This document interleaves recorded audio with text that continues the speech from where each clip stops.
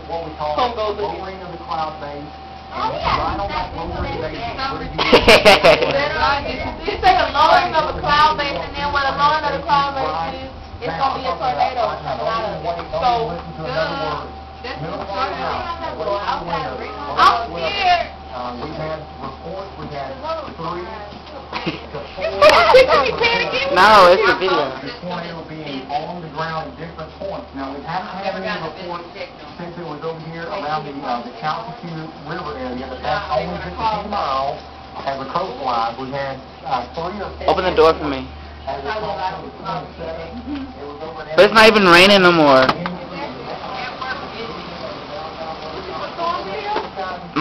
Right down YouTube.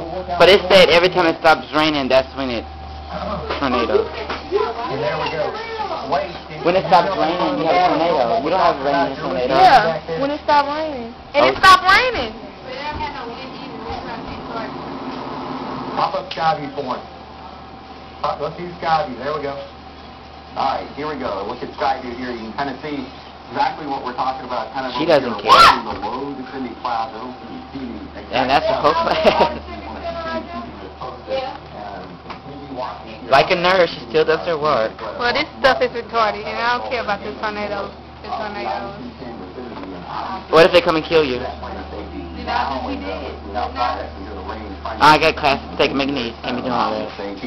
In the downtown studio vicinity, but obviously oh, look, lightning, that's the... We can hand this camera shot in and kind of look around What I need for everyone to do is on the tornado watch right now.